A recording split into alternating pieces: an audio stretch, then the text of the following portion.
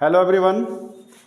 अभी ना कंटिन्यू हम लोग आप इजी स्टडी के माध्यम से देख रहे हैं कि सेट 1 का आपका फिजिक्स सेट 1 मिल गया, केमिस्ट्री सेट 1 मिल गया, इकोनॉमिक्स सेट 1 मिल गया। आज से अब आपको सेट 2 का फिजिक्स का सॉल्यूशन मिलने वाला है। कुछ ही समय बाद 12 घंटा हो चाहे 16 घंटा हो, आपको केमिस्ट्री भी मिल जाएगा सेट 1 का।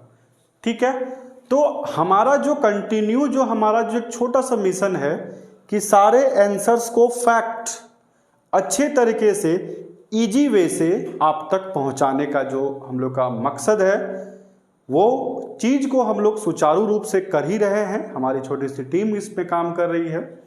और बच्चों एकदम आप कलम कॉपी लेके बैठ जाएं। सबसे पहले सिर्फ वीडियो को देखें नहीं, साथ साथ में लिखने से क्या होगा, आपको एक रिवाइज होगा। बार बार एक ही चीज को रिवाइज करने से आपके दिमाग में वो सेट हो जाएगा। और जिस प्रकार अभी हालिया में 12th का एग्जाम हुआ, टर्म 1 का जो पेपर पूछा था सारा इसी सेट से, झारखंड एकेडमिक काउंसिल के सेट से पूछा गया था। तो इसीलिए उस दृष्टिकोण से अगर हम देखें तो आपका फिजिक्स में 2 सेट रिलीज किया है, और ये दोनों सेट अगर आप अच्छे तरीके से कर लेते हैं तो यहां से आप बहुत अच्छा मार्क्स ला सकते हैं। ये दूसरा सेट खत्म करते ही हम चैप्टर वाइज इंपॉर्टेंट स्टार्ट करेंगे, जैसे 12th वाले बच्चों के लिए किए थे, ताकि आपको उस चैप्टर से भी इंपॉर्टेंट मिल सके। तो एक मात्र ऐसा चैनल इजी स्टडी है जो आपके साथ चैप्टर वाइज इंपॉर्टेंट के साथ भी रहेगा। तो बच्चों late me start. First of all हम लिख दे रहे हैं कि क्या हम बताने जा रहे हैं। Set 2 physics. ठीक है बच्चों, क्लास किसका क्लास का है, तो क्लास 11th का है। ठीक है, बहुत ही इंपॉर्टेंट सेक्शन है, इसको इजी ना ले। मैं पिछले वाले वीडियो में भी बताया था और इस वाले वीडियो में बता रहा हूं कि अगर आप 11th में फेल कर जाते हैं किसी कारणवश तो आप 12th नहीं जा पाएंगे। इसीलिए बच्चों इस चीज को विशेष तौर पे ध्यान देना है। इससे बात कीजिए तो बोले सर अभी क्लास ले रहे ऑनलाइन। तो इसीलिए बच्चों एकदम ध्यान से आप बढ़िया से काम कीजिए। कोई दिक्कत होगा हम आपके साथ हैं। आप कमेंट बॉक्स का भरपूर यूज कीजिए। एकदम फिजिक्स को इजी वे से बताने का हम प्रयास कर रहे हैं, एकदम इजी वे, आपको टफ नहीं लगेगा। प्रत्येक क्वेश्चन का explanation with explanation. So let me start. First of all first question is, the first question से दैट फिजिकल क्वांटिटी आर, भौतिक राशियां है। कौन कौन से फिजिकल क्वांटिटी होती है? देखो जी, फिजिकल क्वांटिटी एकदम ध्यान से समझना। फिजिकल क्वांटिटी ये सबको आता होगा। देखो जी, फिजिकल क्वांटिटी किसको बोलेंगे? तो ऐसा क्वांटिटी फिजिक्स के लॉ को एक्सप्लेन करने के लिए जिस क्वांटिटी का हम लोग उपयोग करते हैं उसको बोलते हैं फिजिकल क्वांटिटी। ठीक है, फिजिकल क्वांटिटी जो होता है वो 2 टाइप का होता है। नंबर 1 फंडामेंटल, सबको आपको आता होगा, बस एक बार रिवाइज कीजिए। ऐसा नहीं कि सर जो बता रहे हम तो आपको तो आता है। यार तुमको सब आता है, हमको पता है, बस रिवाइज करो, एग्जाम में तुम भूल जाएगा, समझा? इसीलिए ज्यादा हीरोगिरी नहीं, चुपचाप पढ़ो। फंडामेंटल यूनिट, दूसरा डिराइव्ड यूनिट। अब देखो जी, फंडामेंटल यूनिट किसको बोलेंगे? ऐसा फिजिकल क्वांटिटी जो खुद डिपेंड हो, खुद, किसी और से नहीं। ये फंडामेंटल क्या है? Those physical quantity which does not depend upon any other physical quantity is known as fundamental unit और फंडामेंटल फिजिकल क्वांटिटी। तो यहां पे आपको बोला है कि फंडामेंटल बोला फिजिकल क्वांटिटी में कौन कौन वैलिड कर रहा है। तो यहां 1 नंबर क्वेश्चंस में जो एग्जांपल दिया हुआ है वो फिजिकल क्वांटिटी के किस पार्ट का दिया हुआ है? तो फर्स्ट पार्ट का दिया हुआ है। क्या क्या होता है फर्स्ट पार्ट में बच्चों? सबको याद है, पता है, सब हंस रहा है, हमको पता है कि सर ये सब आ रहा है। Mass, length, time, 4 number temperature, 5 number electric current, electric current, 6 number luminous, luminous, intensity, intensity, और लास्ट क्या है, quantity of matter, quantity of matter. तो ये 7 फिजिकल क्वांटिटी है जो आपके ऑप्शन नंबर बी में दिख रहा है। तो 1 नंबर का जो आंसर होगा बी। देखो अभी ना बहुत किसी का दिमाग में चल रहा, सर इतना डिटेल से आप क्यों बता रहे। देखो जी, ये जरूरी नहीं है कि जो क्वेश्चंस यहां पे दिया है हूबहू एग्जाम में वही दे दे।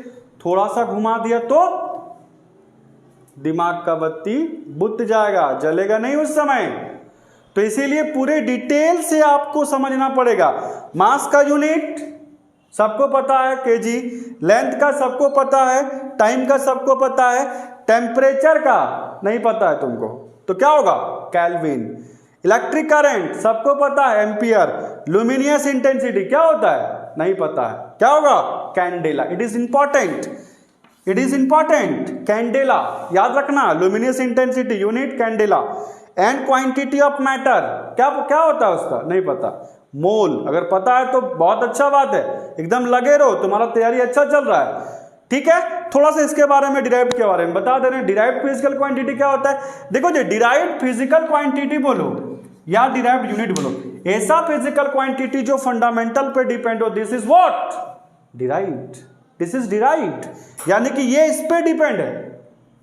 अभी तुम लोग पढ़ाई कर रहे हो, तुम किस पे डिपेंड हो, अपने पापा पे। तो तुम्हारा पापा जो है वो फंडामेंटल हो गया, लेकिन तुम जो है वो डिराइव्ड है, बिकॉज तुम डिपेंड है अपने पापा से। अगर पापा फी देना बंद कर दिया तो तुम पढ़ाई लिखाई बंद कर देगा, बोलेगा मेरा पिताजी पैसे नहीं दे रहे तो हम क्या पढ़ेंगे। दिस इज, तो तुम हो गया डिराइव्ड, तुम अपने पापा पे डिपेंड है, तो तुम्हारे पापा हो गए, तुम्हारे गार्जियन हो गए फंडामेंटल यूनिट। ठीक है जी। मे बी यहां से किसी भी टाइप से अगर क्वेश्चन आता है आपका टर्म 1 में, टर्म 1 में, तो आपको अच्छे से जवाब देना है। Question number 2, which of the following pairs has the same dimension. देखो जी, ये क्वेश्चन सेट 1 में भी था, तो इसका डायरेक्ट आंसर हम लिखते हैं impulse and momentum. Impulse and momentum का जो डायमेंशन होता है बच्चों, ml का पावर -1। आप ना सेट 1 में देख लेना, अगर आपको कोई कंफ्यूजन हो तो, समय को बर्बाद नहीं करेंगे। फिर आगे क्या बोला है, आगे बोला है कि SI system of fundamental unit are. ठीक है जी, तो SI मतलब समझना, अभी तुरंत बताएं। मास का क्या होगा तो केजी होगा, लेंथ का क्या होगा तो मीटर होगा, टाइम का क्या होगा तो सेकेंड होगा, टेम्परेचर का क्या होगा तो केल्विन होगा, इलेक्ट्रिक करंट एम्पियर होगा, लुमिनियस इंटेंसिटी का कैंडेला होगा, क्वांटिटी ऑफ मैटर किसका होगा, मोल, यानी ऑप्शन नंबर ए 3 का ए नंबर। देख जी, टाइम बर्बाद मत करो अभी जितना, एक इसीलिए फर्स्ट क्वेश्चन को हमने एक्सप्लेन किया, क्योंकि 3rd नंबर और 1st नंबर का एक ही जैसा आंसर है। ठीक है, क्वेश्चन नंबर 4 पे चर्चा करेंगे अब हम लोग। 4 नंबर क्या है देखते हैं, रिसोल्यूशन इज। देखो रिसोल्यूशन क्या होता है, संकल्प इसको हिंदी में बोलते हैं। Resolution is, option A measure of a bias in the instrument, A measure of the systematic errors. C number, A smallest amount of input signal channel that the instrument can detect reliably, और D none of these। देख जी, ये जो questions है actual में ये class 12th का concept है, resolution क्या होता है। तो आप लोग ना क्लास 12th में इसको डिटेल से पढ़ोगे, लेकिन यहाँ पे पूछ दिया है। तो रिसोल्यूशन जो होता है वो होता है smallest amount of input signal, किसी भी चैनल का इनपुट सिग्नल जो होता है उसी को रिसोल्यूशन बोलते हैं। तो 4 नंबर का आपका हो गया C option. 5 number question, absolute error of the measurement is. Absolute, अब देखो एरर आ गया, बहुत सारे बच्चों को पता है एरर के बारे में, बहुत सारे को नहीं पता है। तो जिसको पता है वो रिवाइज करो, जिसको नहीं पता है वो ध्यान से सीखो। कैसा बता रहे हैं, क्या बता रहे हैं, फटाफट लिखते जाओ, ज्यादा हीरोगिरी नहीं चलेगा। 11 में फेल तो फेल, लटक जाएगा बाबू, सुन लो कान खोल के। तो एरर जो है, एरर क्या होता है इसके बारे में समझो पहले। देखो, uncertainty in measurement of any physical quantity is known as error.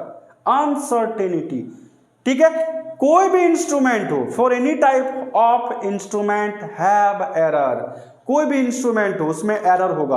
और एरर जो होता है वो बहुत छोटा होता है, ठीक है।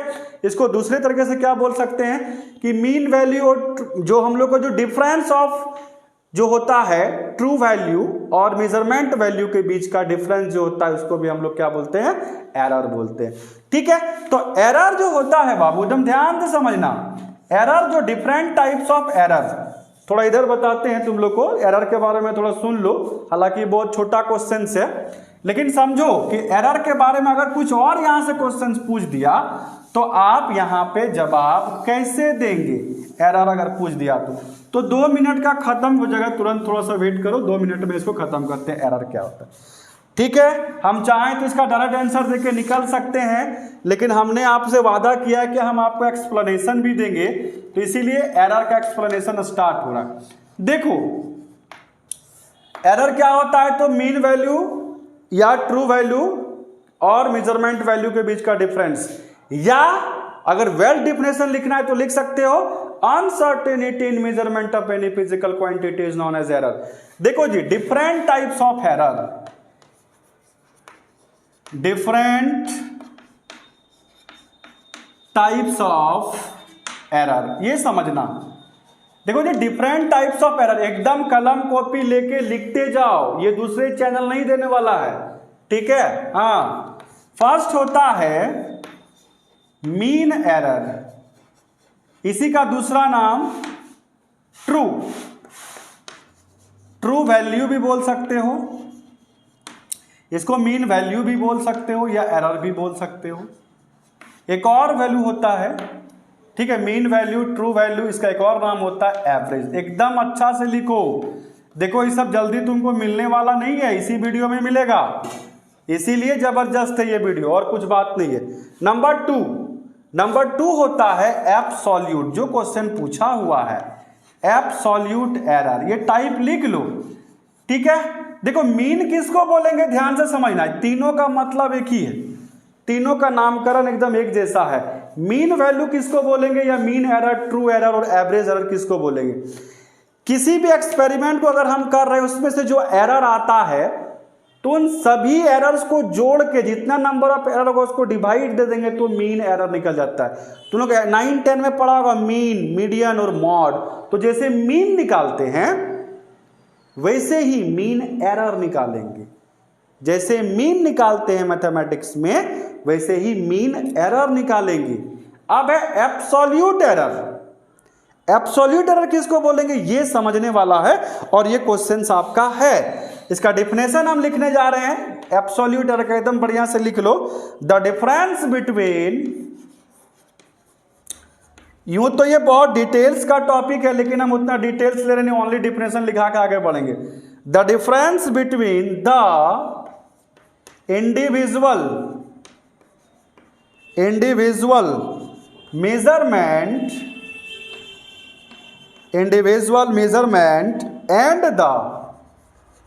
and the true value of the quantity अब देखो हीरो, इसको समझना। अभी ना एब्सोल्यूट तुमसे पूछा तो जरूरी है एग्जाम में यही क्वेश्चन रहे, यहां से ये भी तो पूछ सकता है कि मीन एब्सोल्यूट एरर किसको बोलेंगे, मीन एब्सोल्यूट एरर, ठीक है। तो इसको हम बोल दे रहे, तुम लोग लिख सकता है the sum of all difference, the sum of individual absolute error is known as mean absolute error. यानी कि एब्सोल्यूट एरर में आप जो इंडिविजुअल मेजरमेंट और ट्रू वैल्यू के बीच में जो डिफरेंस निकालेंगे वो पॉजिटिव, नेगेटिव और जीरो भी हो सकता है। और पॉजिटिव, नेगेटिव और जीरो को जब हम लोग यहाँ पे जोड़ देंगे ना तो मीन निकल जाएगा। सबसे इंपॉर्टेंट है, देखो जी डिफरेंस में ये इंपॉर्टेंट है, रिलेटिव एरर, इसका फॉर्मूला आपको पूछ सकता है तो ये इंपॉर्टेंट है। रिलेटिव एरर, ये क्या होता है रिलेटिव एरर, ध्यान से समझना। रिलेटिव एरर क्या होता है समझना। रिलेटिव एरर इक्वल टू होता है मीन एब्सोल्यूट एरर को मीन वैल्यू के साथ जब डिवाइड दे देंगे तो it is the ratio of mean absolute error to the mean value is known as relative error. ये भी पूछ सकता हूं। लास्ट परसेंटेज एरर लिख लो, ये सब जल्दी मिलेगा नहीं, एकदम क्रैश कोर्स की तरह नोट्स बना लो। परसेंटेज एरर, देखो जी रिलेटिव एरर को अगर हम मल्टीप्लाई कर दे 100 से तो ये परसेंटेज एरर में कन्वर्ट हो जाएगा। This is the fact and this is the true. एकदम ध्यान से इसको अच्छे से एकदम क्रैश कोर्स की तरह आप लिख लो। देखो जी हम एक क्वेश्चन था शॉर्टकट बता के निकल सकते थे, लेकिन हमने सोचा कि नहीं, इसको जब टॉपिक आ ही गया है तो इसको थोड़ा डिटेल से ले लें। देखो जी एरर में आपका इतना सफिशियंट है, एरर में यहां से ज्यादा क्वेश्चन जैक बोर्ड नहीं पूछ सकता है, ठीक है। तो इसको अच्छे से स्क्रीनशॉट लेकर या आप जैसा चाहें कर सकते हैं। हम इसको मिटा रहे हैं, उधर वाला छोड़ देंगे, इधर मिटा रहे हैं। कंफ्यूजन था, एक बार अगर आप सॉल्व कर देते हो तो बड़ा कल्याण होता हम लोग का, तो हम जरूर आपको हेल्प करेंगे। उधर लिख लो फटाक से, छोड़ दिए जगह। Question number 8, which of the following is the unit of velocity. देखो ये क्वेश्चन बहुत इजी है। वेलोसिटी का जो यूनिट हो जाएगा वो मीटर पर सेकेंड। कितना नंबर ऑप्शन दिया है जी, सी नंबर ऑप्शन दिया, तो 8 का सी हो जाएगा। 9 नंबर क्या बोला है, a body start from rest. देखो वर्ड पे समझना, बॉडी रेस्ट से स्टार्ट है, अपने रेस्ट का मतलब अभी तुरंत बताएं, u का वैल्यू 0 है ना, for t second with a uniform acceleration of 2 metre पर सेकेंड स्क्वायर। उसका एक्सेलरेशन है t सेकेंड में, यानी टाइम कितना दे दिया, t दे दिया है, उसका एक्सेलरेशन दे दिया 2 मीटर पर सेकेंड स्क्वायर। तो बोला if the displacement made by it is 16 metre, मान लो कि वो 16 मीटर का डिस्प्लेसमेंट कवर करता है, 16 मीटर, तो बोला कितना टाइम लगा उसको यहां तक पहुंचने में, बस यही क्वेश्चन है। तो देखो टाइम बोला है, डिस्प्लेसमेंट दिया, तो इसका रिलेशन होता है ना 1/s equal to ut plus half at square. ध्यान देना u का वैल्यू यहां 0 हो गया, t का वैल्यू कितना निकालना है हमको, प्लस हाफ, a का वैल्यू 2, t निकालना है, ध्यान देना जी, t यहां निकालना है, और s का वैल्यू कितना 16, s का वैल्यू 16, तो 16 इज इक्वल टू 0, ये 2 से ये 2 खत्म, प्लस t स्क्वायर, तो t square is equal to आ गया 16, इसीलिए t इज इक्वल टू आ गया 4 सेकेंड। तो t is equal to 4 second का मतलब कितना, a नंबर, तो 9 का ए नंबर ऑप्शन हो गया आपका। 10 नंबर क्वेश्चन देखते हैं। कोई भी देखो न्यूमेरिकल्स ना तभी आपका बनेगा जब उसका आपका बेसिक कॉन्सेप्ट क्लियर हो। अब ये इक्वेशन ऑफ मोशन होता है कितना, 4 formula, v equal to U plus A T, S equal to U T plus half A T square, B square equal to U square plus 2s, और last होता है S N equal to U plus A by 2 2n minus 1। अब ये basic concept अगर आपको आता है तो बहुत अच्छी बात है, नहीं आता है तो जाइए झेलिए अपना। 10 नंबर क्वेश्चन देखते हैं। A body start from rest, यार सब रेस्ट से स्टार्ट हो रहा है, क्या बात है, ये रेस्ट से स्टार्ट हो रहा है। फिर से देखो जी, अब ना आप लोग को समझ में आ गया, रेस्ट का मतलब क्या, सुनाई नहीं पड़ रहा, जोर से बोलो, रेस्ट का मतलब क्या, रेस्ट का मतलब u इज इक्वल टू 0। अभी ना बताएं दोबारा, क्या नंबर है, 10 नंबर, ठीक है देखते हैं क्या। A body start from rest if it is travel with an acceleration, acceleration कितना दे दिया जी, 2, एक्सेलरेशन दे दिया इस क्वेश्चन में, लगता है वही क्वेश्चन फिर छापा क्या, नहीं थोड़ा चेंज है। ए इज इक्वल टू 2 मीटर पर सेकेंड स्क्वायर, बोला it's displacement eight end of 3 second, बोला कि 3 सेकेंड में कितना डिस्प्लेसमेंट एस कवर करेगा, तो एस इक्वल टू फॉर्मूला आपको तुरंत बताएं अभी, half A T square, you का वैल्यू 0, टी का वैल्यू कितना 3, प्लस हाफ, ए का वैल्यू कितना 2, टी का वैल्यू कितना 3 का स्क्वायर, क्योंकि इस बार आपको एस निकालना है ना, तो एस इक्वल टू 0, 2 2 कैंसल, 3 3 जा 3 का स्क्वायर मतलब कितना 9, तो S equal to 9 metre. Answer है क्या 9 मीटर? हाँ ए नंबर है। चलो फटाफट बनाते जाओ, ये एकदम आसान आसान क्वेश्चन है। चीज को समझना कि अगर कोई बॉडी रेस्ट में है, अगर कोई बॉडी रेस्ट में है, इसका मतलब है कि u का वैल्यू 0 है। अब हम लोग वहां से सोचना स्टार्ट करेंगे, ठीक है। क्वेश्चन नंबर कितना हो गया जी 10। 11 नंबर देखो, बढ़िया से फटाफट करो। बोला है body makes a displacement of 4 metre due to east from a point O and then makes displacement of 3 metre due to north. अच्छा, it's resultant displacement from O, तो ए से आपको रिजल्टेंट का डिस्प्लेसमेंट निकालना, बस यही। देखो इस क्वेश्चन को ना बताने से पहले थोड़ा बेसिक कॉन्सेप्ट समझ लो, क्योंकि देखो जी फिजिक्स का पेपर है, थोड़ा बेसिक कॉन्सेप्ट अगर नहीं आएगा ना तो बस आंसर मिलाते जिंदगी भर रह जाओगे, कभी समझ में नहीं आएगा। तो चीज को पहले समझो। देखो ग्राफ में यानी कॉपी में हम लोग ना डायरेक्शन को कैसे रिप्रेजेंट करते हैं, डायरेक्शन को ध्यान देना। डायरेक्शन को हम लोग हमेशा कॉपी में, बोर्ड में, कहीं भी ईस्ट वेस्ट नॉर्थ साउथ, ठीक है जी। देखो ईस्ट वेस्ट नॉर्थ साउथ से ही ना हम लोग का न्यूज बना है, न्यूज समाचार देखता है ना, न्यूज का फुल फॉर्म क्या हुआ नॉर्थ ईस्ट वेस्ट साउथ, ठीक है।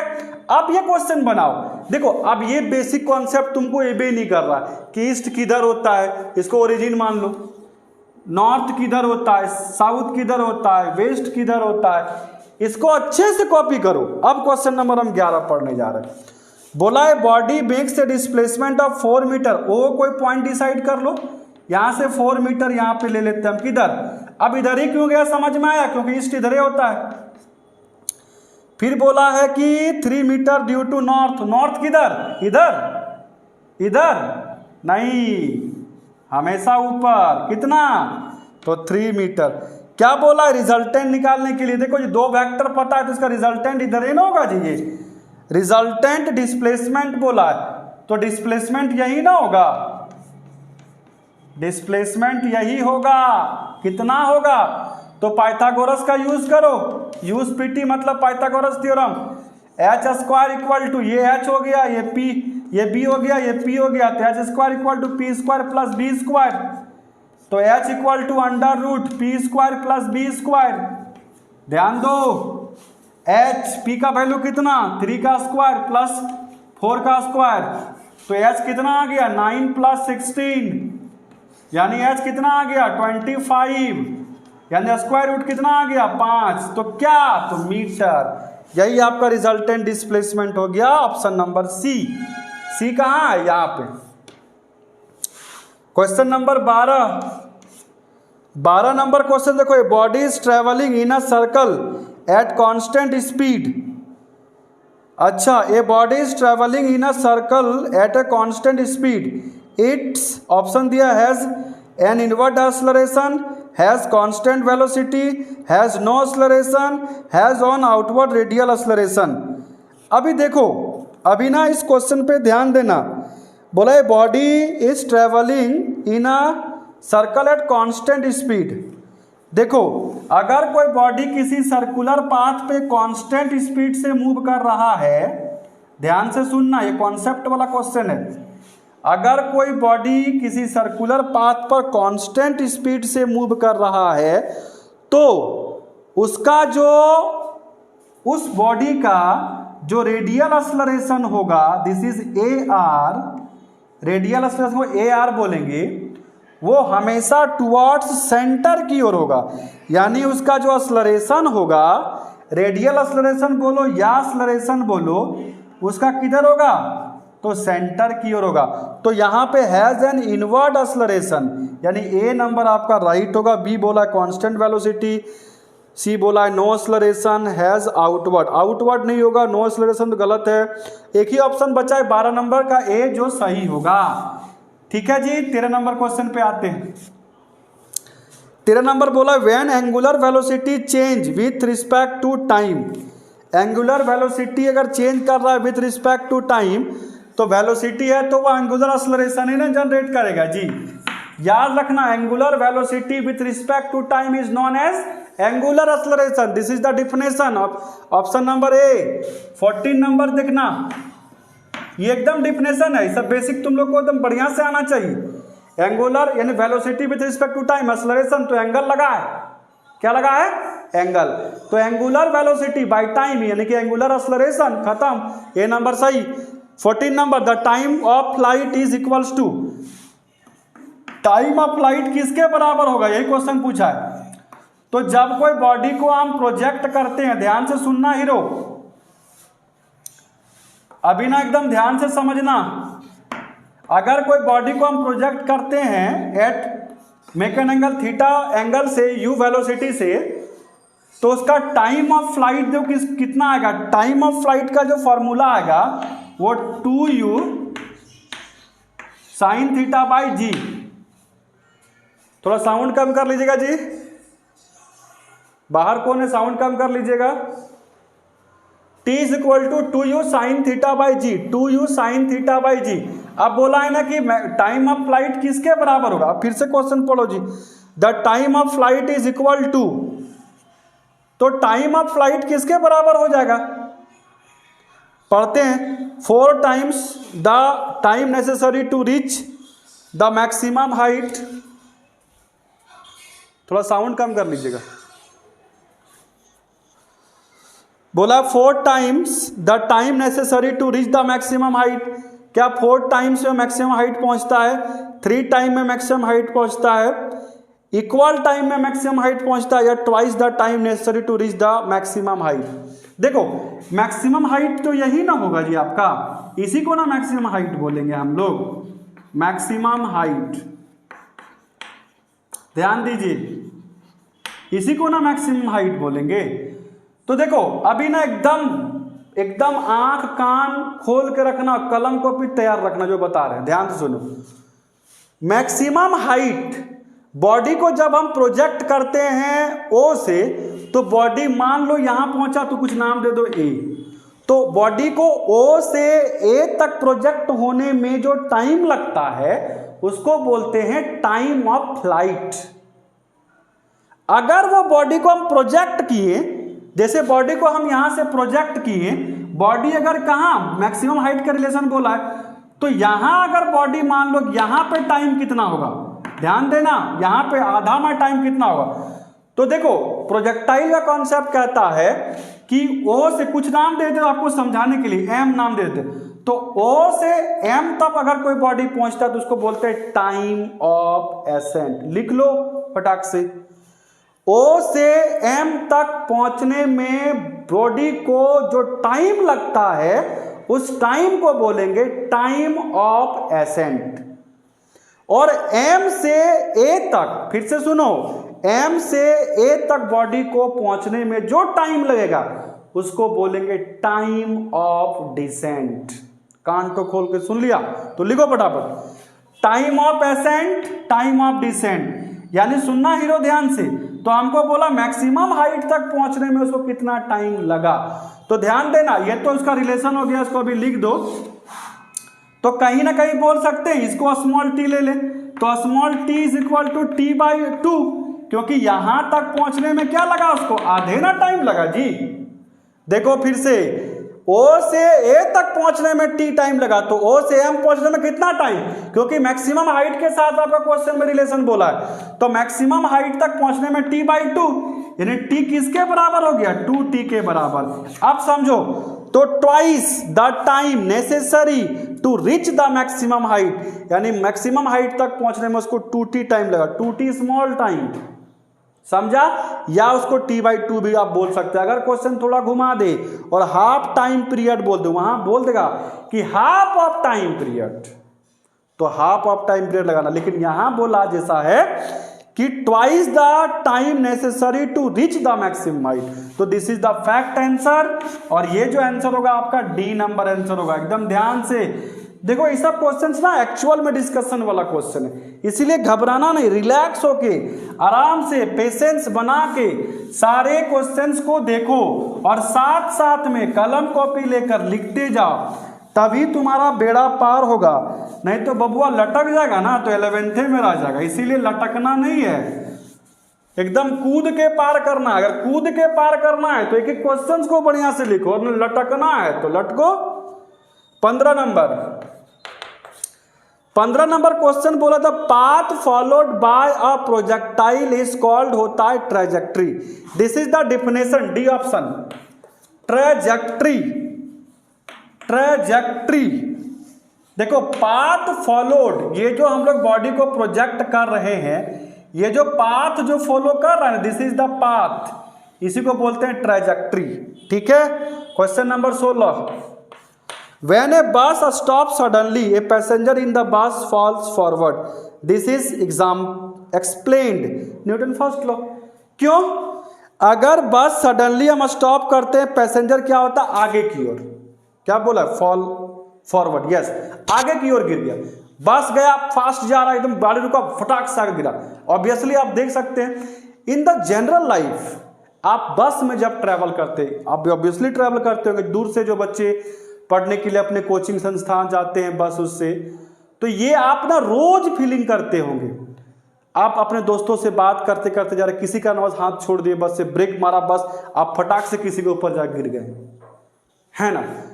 तो कहने का मतलब है, बस जैसे स्टॉप हुआ, आखिर क्यों हम आगे की ओर गए, हम पीछे की ओर क्यों नहीं गिर पाते? तो इसके पीछे का रीजन होता है मोमेंट ऑफ क्या होता है, इनर्शिया के वजह से, not moment of inertia, inertia.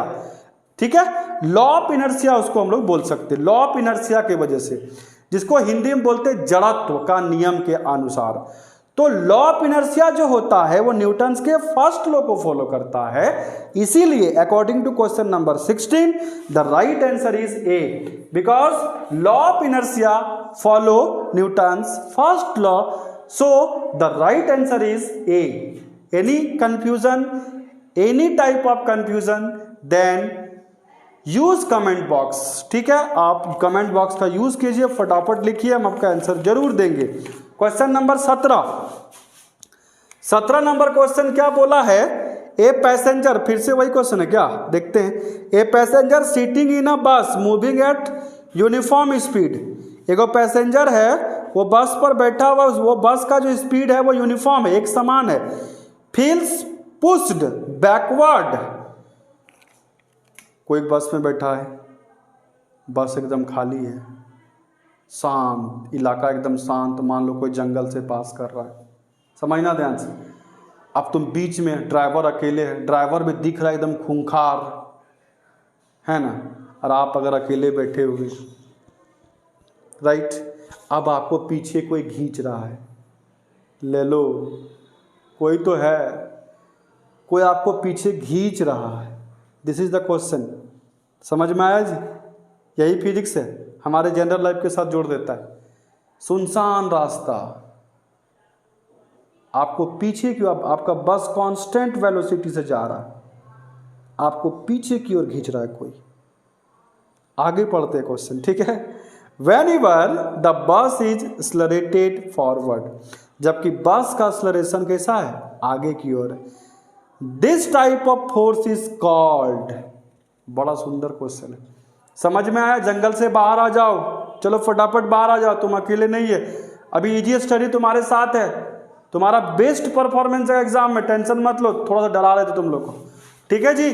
तो 17 नंबर क्वेश्चन जो बोला है कि बस है, आप ना बस में कांस्टेंट वेलोसिटी से आगे जा रहे हैं, आपका बस, आपको पीछे की ओर कोई भूत खींच रहा है, तो कौन खींच रहा है? ऑप्शन ए खींच रहा है, ऑप्शन बी खींच रहा है, ऑप्शन सी खींच रहा है, ऑप्शन डी खींच रहा है।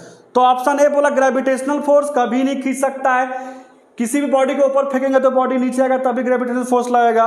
Real force, real force it is not possible. Real force कभी भी, वास्तविक बल कभी किसी को खींचता थोड़ी ना। फ्रिक्शनल फोर्स और pseudo force, yes this is the right answer. Frictional force के साथ साथ सूडो फोर्स बोला है। सूडो फोर्स का मतलब ही होता है कि किसी भी बॉडी, जो बॉडी आगे की ओर मूव कर रहा है उसको बैलेंस करने का काम करता है, मतलब पीछे खींचने का काम करता है ताकि बॉडी आगे बैलेंस रहे, ठीक है। फ्रिक्शनल फोर्स क्या होता है? तो बॉडी के मोशन के अपोज, अपोजिट में लगता है। तो सूडो फोर्स भी अपोजिट, फ्रिक्शनल फोर्स भी अपोजिट, बॉडी जा रहा है एक्सेलरेट कर रहा है आगे कांस्टेंट वेलोसिटी से, सूडो फोर्स लग रहा है पीछे, यही आंसर होगा, क्योंकि वो तो पीछे ना खींच रहा। क्वेश्चन तो बोला कि यात्री को पीछे की ओर खींच रहा है, तो the right answer is C. 18 number, A body of mass 5 kg, body का मास दे दिया है 5 kg और बॉडी का वेलोसिटी दे दिया है 2 मीटर पर सेकेंड, मोमेंटम निकालने बोला है, तो इसको निकाल लेना, मास इंटू वेलोसिटी, मास और वेलोसिटी का वैल्यू पुट कर देना, तो 10 kg मीटर पर सेकेंड, ऑप्शन ए 18 नंबर। देखो ये सब फैक्ट क्वेश्चन है, इस सब में टाइम नहीं लगेगा, लेकिन इससे पहले वाला क्वेश्चन अच्छा था इसलिए थोड़ा कहानी सुना दिए कि आप एकदम खूब शांत में हो। 18 नंबर क्वेश्चन खत्म। 19 नंबर ध्यान देना, the mass of a body which is equal to the ratio of the force acting on a body to the acceleration produced in the body is the gravitational mass, electromagnetic mass, internal mass, inertial mass. अरे ये question तो definition है, किसका definition है? Inertial मास का। Inertial मास का ना definition है ये जो क्वेश्चन है आप ना इसको इनर्शियल मास का डिफिनेशन है। क्या डिफिनेशन होता है? तो mass of a body, mass of a inertial mass of a body which is ratio, किसका? Equal to ratio force acting पर यूनिट एक्सेलरेशन, F/a बोलो चाहे F/g बोलो, सिचुएशन जैसा होगा वैसे ही काम करना। It is the definition, the right answer is D. 20 number क्या बोला? A block of wood is placed on surface, on a surface, एगो ब्लॉक है एक सरफेस में, ठीक है। A force is applied parallel to the surface, surface हो गया ये, यानी फोर्स आगे की ओर लग रहा है।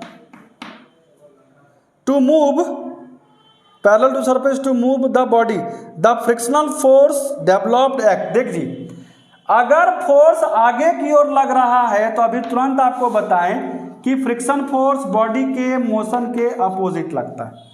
फ्रिक्शन फोर्स बॉडी के मोशन के अपोजिट लगता है। तो बॉडी मान लो कि हम फोर्स लगा रहे हैं आगे, तो फ्रिक्शन फोर्स किधर? पीछे, opposite to the direction of the applied force. Option number D is the right answer. समय को बर्बाद नहीं करेंगे, बहुत फैक्ट कॉन्सेप्ट है, ज़्यादा डिस्कशन का चीज़ ही नहीं है। 21 नंबर क्या बोला है? Out of the fundamental forces, gravitational force, electric force, weak force, strong nuclear force, gravitational force. देखो जी, इसको ना आपको अरेंज करना है। तो बोला है कि सबसे, बोला ग्रेविटेशनल फोर्स कितना नंबर में आएगा? 1 नंबर, 2 नंबर, 3 नंबर, 4 नंबर। तो सबसे ना वीक फोर्स जो होता है वो ग्रेविटेशनल फोर्स आता है। तो ग्रेविटेशनल फोर्स का रैंक पूछा है, तो रैंक 4th इन स्ट्रेंथ, सबसे कमजोर बल यहाँ पे ग्रेविटेशनल फोर्स है। और रैंक 1 होगा स्ट्रॉन्ग न्यूक्लियर फोर्स, 1 नंबर जो होगा वो स्ट्रॉन्ग न्यूक्लियर फोर्स का होगा। और बाय द वे क्वेश्चन में आपको स्ट्रॉन्ग पूछ दिया तो स्ट्रॉन्ग में 1 नंबर होगा, ठीक है। तो याद रखना 21 नंबर का राइट आंसर होगा D number. 22 number question, the frame of reference attached to a satellite of the earth is. देखो फ्रेम ऑफ रेफरेंस के बोला है कि सैटेलाइट पृथ्वी के एक उपग्रह से जुड़ा हुआ संदर्भ फ्रेम है, मतलब the frame of reference attached to a satellite of the earth. मान लो कि ये अर्थ है और इसके चारों तरफ सैटेलाइट अगर रोटेट कर रहा है, एज सैटेलाइट है, तो ए इनर्शियल फ्रेम में होगा, कभी नहीं हो सकता इनर्शियल फ्रेम में, सैटेलाइट है इसीलिए। About a frame at rest with respect to the star, non inertial frame. अगर सैटेलाइट का बात बोला है ना तो ये नॉन इनर्शियल फ्रेम ही होगा, नॉट होना चाहिए, 100% होगा, ठीक है। तो the right answer is C. 23 number, बस थोड़ा सा और है, अच्छे से देख लो, तुम्हारे फायदे के लिए है। क्वेश्चन नंबर 23, बहुत ही आसान क्वेश्चन आ रहा है। आसान तो लगता है, नहीं लग रहा है, थोड़ा लग रहा है टफ है। A block of mass m is placed on a flat surface. चलो जी, एक फ्लैट सरफेस पे को ब्लॉक को रख दिए हम लोग। A force is applied to move in parallel to the surface, किधर भी कर दो, F पैरेलल सरफेस के पैरेलल, इसलिए F बोला frictional force F develop is proportional to, तो फ्रिक्शनल फोर्स किसके बराबर होगा? देखो किसी भी बॉडी को अगर हम सरफेस में रखते हैं तो उसका नॉर्मल फोर्स ऊपर, इसका mg नीचे, ध्यान देना। तो नॉर्मल जो है वो mg को बैलेंस करता है, पहला बात। तो बोला फोर्स, कैसा फोर्स? तो frictional force is directly proportional to normal reaction, it is the definition.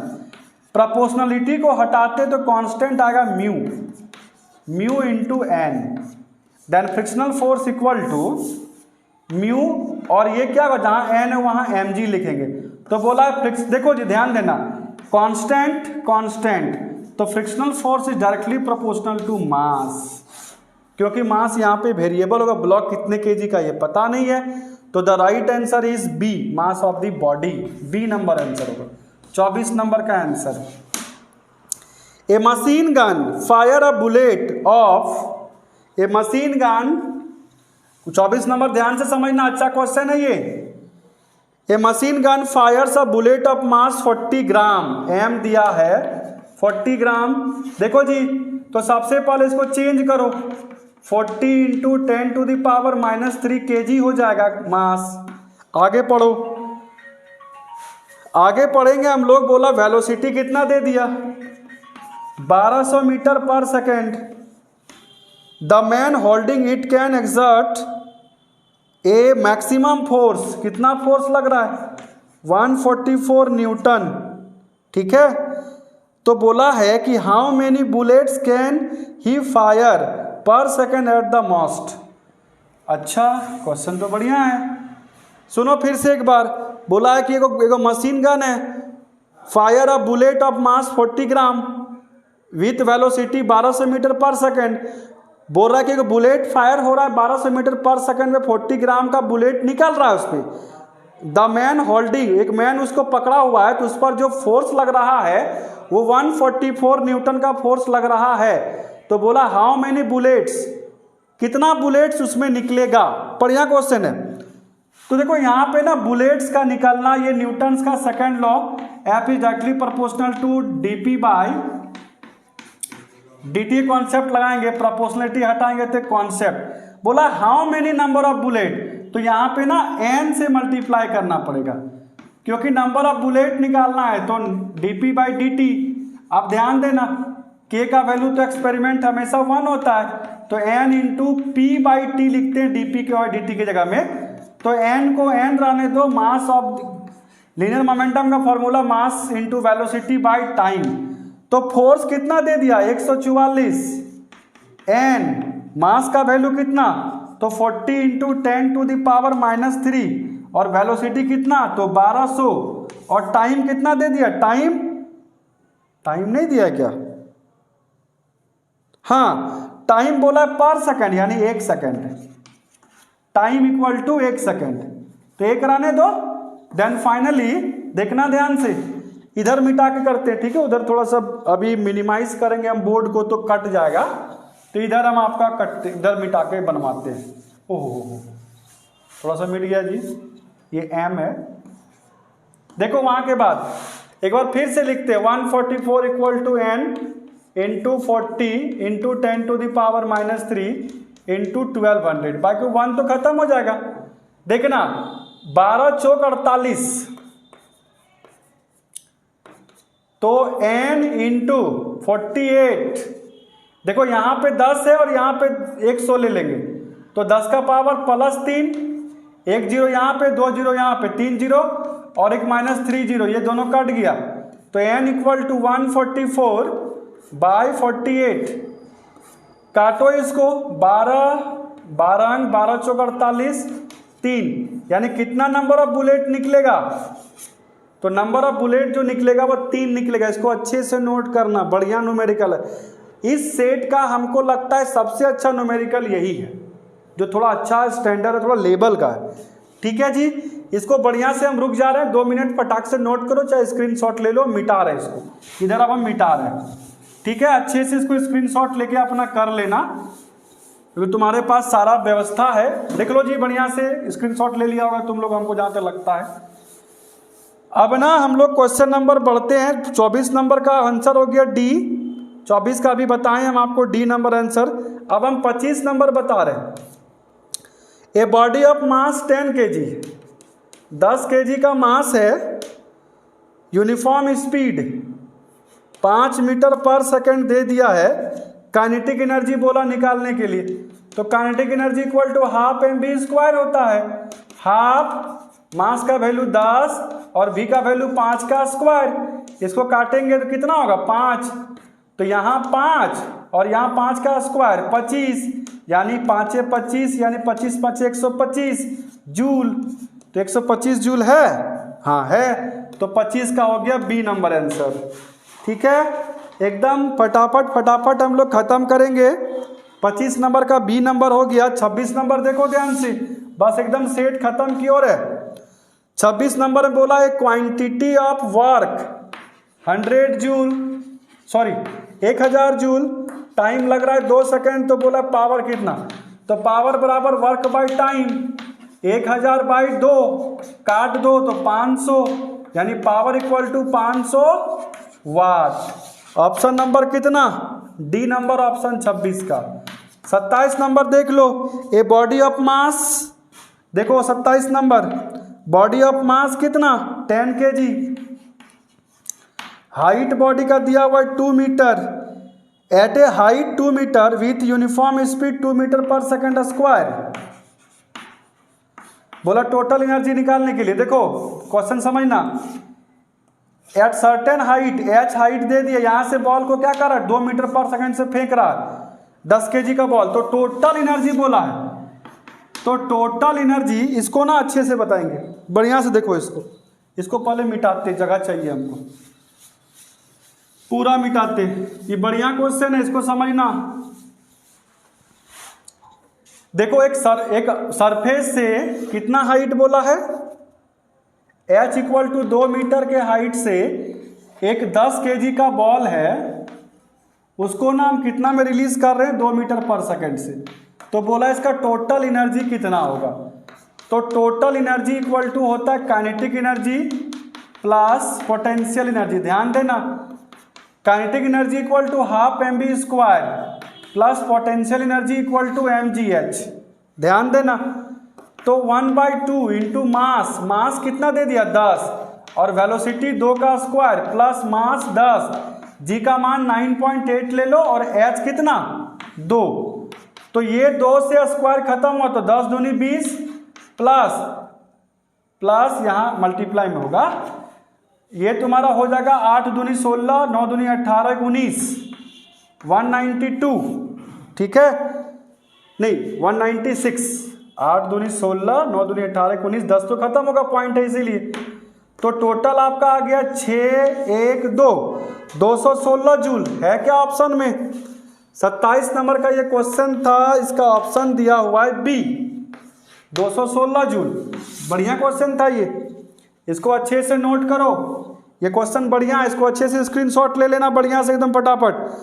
Question number है 28, एकदम सेम क्वेश्चन लग रहा है हमको, मिला जुला क्वेश्चन है। 2 TWO 2 मासेस, 2 गो मास दिया है 1 ग्राम और एक मास दिया हुआ है 4 gram, moving with equal kinetic energy, the ratio of magnitude of their linear momentum.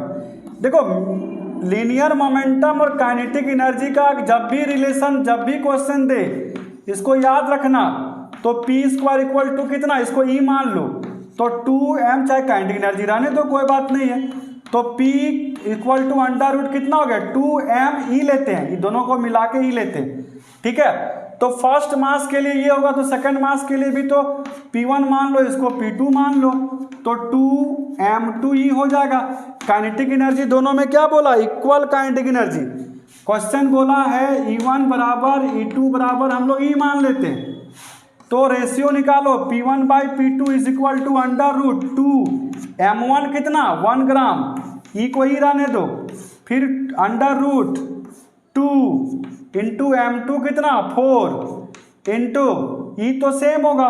अब ध्यान देना बच्चों यहाँ पे, तो P1/P2 इज इक्वल टू, देखो ऊपर में बचा मेरा रूट 2e और नीचे बचा 2 इंटू रूट 2e, तो रूट टू ही खत्म, ऊपर में 1 बचा, तो P1:P2 बराबर कितना बचा, ऊपर में 1 नीचे में 2, तो 1:2 इज द राइट आंसर। कौन सा ऑप्शन है क्या, हाँ बी नंबर है। तो ये कितना नंबर क्वेश्चन था, 28 नंबर क्वेश्चन का बी नंबर आंसर हो गया आपका। ठीक है, इसको बढ़िया से नोट करो अच्छे से, बहुत सुंदर क्वेश्चन ये भी था। 29 नंबर देखो एकदम खत्म हो गया, थोड़ा सा है और, बी पेशेंस एकदम बढ़िया से। 29 नंबर, अब हमको लगता है न्यूमेरिकल थोड़ा कम होगा, नहीं न्यूमेरिकल है अभी, 29 30 पूरा न्यूमेरिकल भरा हुआ है। ए बॉडी ऑफ मास कितना दे दिया 100 kg, हाइट कितना 10 मीटर, बोला कितना काइनेटिक एनर्जी इंक्रीज करेगा, अरे वाह। A body of mass 10 kg fall from a height of 10 metre, ये तो एनर्जी कंजर्वेशन से बनेगा जी, देखो ध्यान से।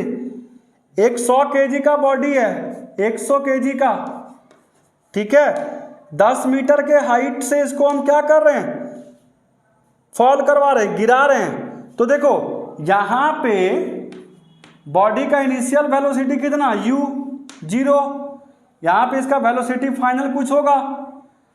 तो एनर्जी कंजर्वेशन कहता है energy total energy initial equal to total energy final, और एनर्जी टोटल मतलब क्या, काइनेटिक एनर्जी इनिशियल, ध्यान से सुनना हीरो, पोटेंशियल एनर्जी इधर होगा इनिशियल, बराबर दो बीच में, kinetic energy final plus potential energy final, ध्यान देना बढ़िया क्वेश्चन है ये। काइनेटिक एनर्जी इनिशियल का मतलब क्या, हाफ mU का स्क्वायर, पोटेंशियल एनर्जी मतलब कितना mgh is equal to kinetic energy final मतलब यहाँ u 0, तो यहाँ भी कुछ होगा, तो 1/2 mv² प्लस पोटेंशियल एनर्जी यहाँ कितना हो जाएगा, यहाँ पोटेंशियल एनर्जी 0 हो जाएगा, क्योंकि रिफरेंस लेवल पर हाइट कितना mgh1, यहाँ mgh2, तो यहाँ पर सरफेस में h2 0, तो एक लाइन बात करेंगे 1/2 इंटू मास कितना है 100, u हो गया 0, तो ये पूरा फिजिकल क्वांटिटी 0, थोड़ा मिटा देते हैं, थोड़ा लंबा लिखेंगे ज़्यादा समझ में आएगा। ये बढ़िया क्वेश्चन है, ध्यान से देखना। एनर्जी कंजर्वेशन का एक ही बार में खत्म कर रहे हैं, ठीक है, बार 10 फॉर्मूला लिखने से कोई फायदा नहीं है, बहुत देखे लगभग लिखता है बहुत कोई।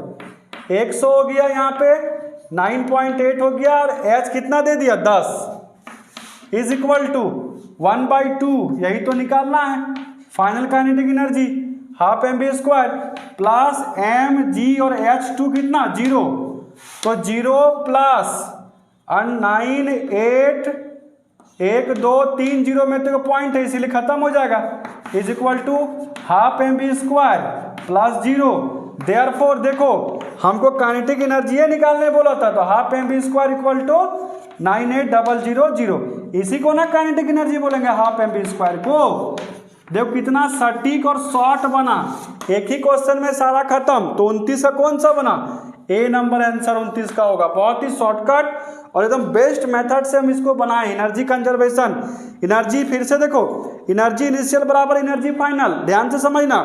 तो यहाँ पर एनर्जी कितना U इक्वल टू 0, तो वही बॉडी जब यहाँ आएगा तो V हो जाएगा ना, तो हाफ इसका कितना हाफ mU², फार्मूला होता है V, लेकिन इनिशियल कितना U प्लस mgh1 इसके लिए, फिर इक्वल टू फाइनल देखो हाफ mv² प्लस mgh2, सबका वैल्यू पुट कर दो, आंसर आएगा। अगर दिक्कत होगा तो कमेंट बॉक्स में पूछना कि सर बोला फिर से बताइए, बता देंगे, ठीक है। फटाक से स्क्रीनशॉट मेरे हिसाब से ले लिया होगा तुम लोग, इसको मिटाते हैं। अब आपका हो गया नेक्स्ट क्वेश्चन, कितना नंबर, ये था आपका 29 नंबर हो गया। अब 30 नंबर लेते, 30 नंबर थोड़ा बढ़िया है। अब यहाँ से पूरा रोटेशन स्टार्ट है। ए body of moment of inertia यानी आई 3 kg मीटर पर second square rotating with angular velocity, angular velocity मतलब 2 रेडियन पर second, the same kinetic energy, kinetic energy यहाँ पे सेम है, किसके लिए देखते हैं, किसके लिए, as a mass of 12 kg moving with velocity of a body of moment of inertia 3 kg metre पर सेकंड स्क्वायर।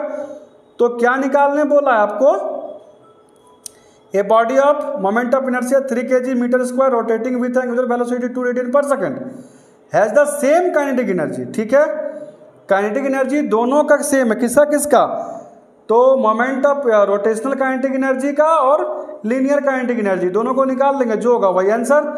तो देखते हैं सबसे पहले kinetic energy rotation, rotational kinetic energy ROT मतलब रोटेशनल, इसका होता है हाफ आई ओमेगा स्क्वायर, तो 1/2 आई का वैल्यू 3 और ओमेगा स्क्वायर 2 का स्क्वायर 2 कैंसिल यानी 6।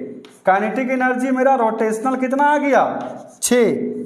ठीक है, अब निकालते हैं हम लोग लीनियर, ये तुम्हारा हो गया एंगुलर, एंगुलर के केस में, एंगुलर के केस में। अब लीनियर के केस में हम लोग क्या करेंगे, kinetic energy equal to half mv square, तो काइनेटिक एनर्जी कितना निकला मेरा 6 निकला, इज इक्वल टू 1/2 मास कितना दे दिया 12 kg और v स्क्वायर तो निकालना है, तो 6 दूनी 12, तो 6 बराबर 6v स्क्वायर यानी v square equal to 6/6 cancel 1, तो v बराबर 1, v बराबर 1 क्या, तो मीटर पर सेकेंड। ए नंबर 30 का ए नंबर आंसर हो जाएगा। ठीक है, फिर अब निकलते हैं हम लोग 31 भी बढ़िया क्वेश्चन है, इसको बढ़िया से देख लो, इसको स्क्रीनशॉट लो, हम मिटा रहे हैं। 30 हो गया है, 31 को ध्यान से समझना, 31 को ध्यान से समझना। 31 बढ़िया क्वेश्चन है, बोला है ए particle perform uniform circular motion has angular momentum L। ठीक है, तो एंगुलर मोमेंटम का फॉर्मूला होता है आई ओमेगा, बोला if it's angular frequency is double, angular frequency double कर देंगे तो काइनेटिक एनर्जी हाफ होगा, तो न्यू एंगुलर मोमेंटम कितना होगा। ठीक है, तो न्यू एंगुलर मोमेंटम हम लोग इसको कैसे निकालेंगे ध्यान से समझना। देखो, तो काइनेटिक एनर्जी अगर हम लोग रोटेशन का निकालते हैं, अभी बताएं कितना, हाफ आई ओमेगा स्क्वायर, यही ना, तो क्या इसको लिख सकते हैं 1/2 इंटू आई ओमेगा इंटू ओमेगा, तो 1/2 इंटू जहां आई ओमेगा वहां एल लिख सकते हैं, अगर दिक्कत है तो यहां लिख दे रहे हैं L equal to I omega, अभी देखो यहां से। ठीक है, अब क्या बोला है क्वेश्चन ध्यान से समझना, तो एल सबसे पहले देखो ये काइनेटिक एनर्जी हो गया, तो L इक्वल टू 2E/ओमेगा। आप ध्यान देना, बोला है कि ये डबल हो जाएगा, क्या डबल हो जाएगा, डबल तुम्हारा होगा एंगुलर फ्रीक्वेंसी अगर डबल कर दें। ठीक है, एंगुलर फ्रीक्वेंसी को अगर हम डबल कर दें और काइनेटिक एनर्जी को हाफ कर दें E/2, तो देखते हैं नया कितना होगा। देखो जी, यहाँ के बाद सबको पुट कर दो, तो L इक्वल टू जहाँ E है वहाँ E/2 पुट करेंगे और जहाँ ओमेगा है वहाँ पे 2 ओमेगा पुट करेंगे, तो L इक्वल टू ध्यान पे कुछ नहीं काटना, ये 2 नीचे आएगा, तो 2E/4 ओमेगा, थोड़ा एडजस्ट करो, तो 2 इंटू 1/4 ऐसा कट कर देंगे तो कोई दिक्कत है क्या, अगर इसको हम लोग कट कर दें काइनेटिक एनर्जी E/2, तो 2E/4I,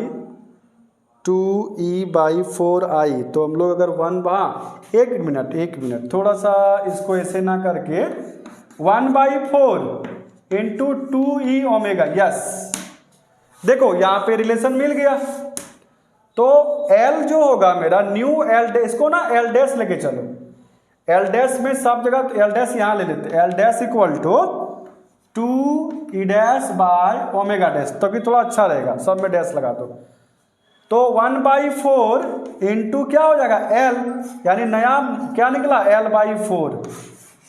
L/4 ऑप्शन में है क्या आपका, हाँ बी नंबर में है, तो ये B is the right answer.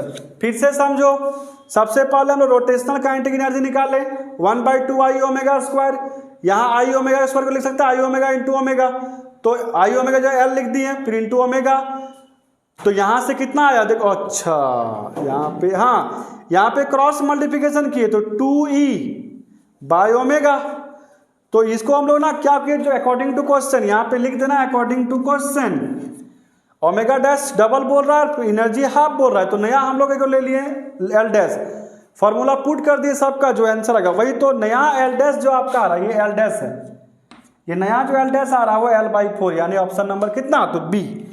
अब हम लोग 32 नंबर जाएंगे। 32 नंबर एकदम फैक्ट, एक फार्मूला याद रखना पड़ेगा, तुरंत बन जाएगा।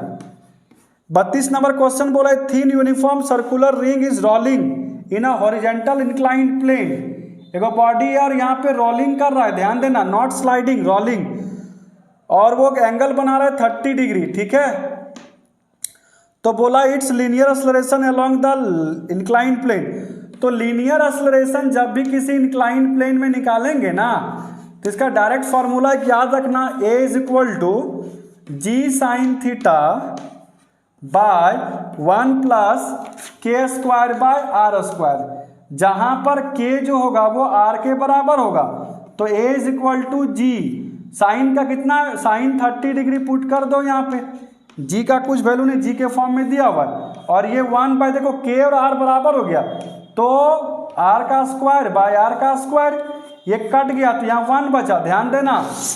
अब देखो तो a जो होगा यहाँ पे g, और साइन 30 का वैल्यू 1/2 बाय 1 + 1, यानी a इज इक्वल टू जी, और ये 2 नीचे आएगा तो 1 1 2, तो 2 2 जा 4।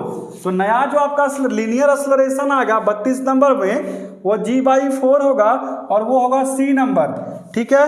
क्वेश्चन नंबर 33, बस और 2 को बचा हुआ है, खत्म हो गया, चिंता मत करो। फटाफट फटाफट तुम लोग स्क्रीनशॉट लेते जाओ और अच्छे से नोट्स बनाते रहना, चाहे वीडियो को रोक के नोट्स बनाओ, ठीक है, अच्छे से बनाना, ये एकदम दमदार नोट्स तुमको मिल रहा है। 33 number, moment of inertia depends on distribution of particle mass position of axis of rotation. ये तो एक सेट नंबर 1 में भी था, इसको बढ़िया से कर लेना, सेट नंबर 1 का क्वेश्चन है ये, डी नंबर आंसर होगा 33 का।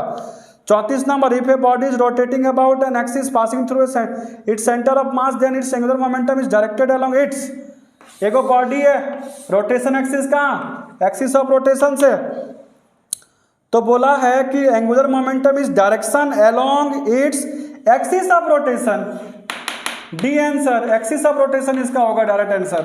35 नंबर और इसका लास्ट क्वेश्चन है, particles move on a circular path with decreasing speeds. एक बॉडी में एक सर्कुलर पाथ है, वहां पे एक पार्टिकल मूव कर रहा है जहां पे उसका स्पीड जो है वो डिक्रीज कर रहा है। तो choose the correct statement, angular momentum remains constant. Angular momentum अगर डिक्रीज करेगा वेलोसिटी तो ये वेरिएबल रहता है, इसलिए कांस्टेंट नहीं, ए नंबर नहीं होगा। B number, acceleration is towards the centre, नहीं, यहाँ पे रेडियल एक्सेलरेशन होगा, टुवर्ड्स सेंटर नहीं होगा। C number, particles move on a spiral with the decreasing radius, ना, ये स्पाइरल नहीं करेगा, ये डायरेक्शन पे डिपेंड करेगा। The right answer is D. D क्या बोला है, the direction of angular momentum remains constant, yes, direction पर ही ये डिपेंड करेगा। तो ये आपका रोटेशनल का क्वेश्चन था, लास्ट नंबर, बढ़िया से इसको अच्छे से सॉल्व करना।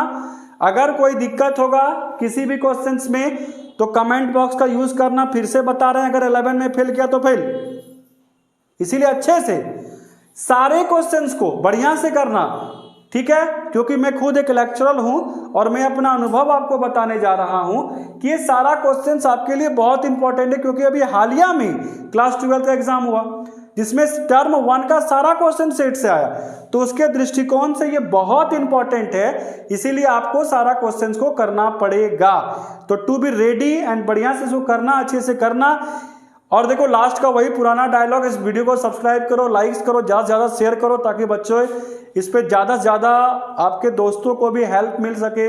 हमारा जो मकसद है कि हर स्टूडेंट तक हमारा ये स्टडी पहुँचे, हर बच्चों तक हमारा ये स्टडी पहुँचे, यही हमारा लक्ष्य है। और इस वीडियो के लिए इतना ही। Thank you for watching this video. Best of luck for set 2 and best of luck the exam. अभी हम ना बहुत जल्द आपको सेट लेके आने वाले हैं।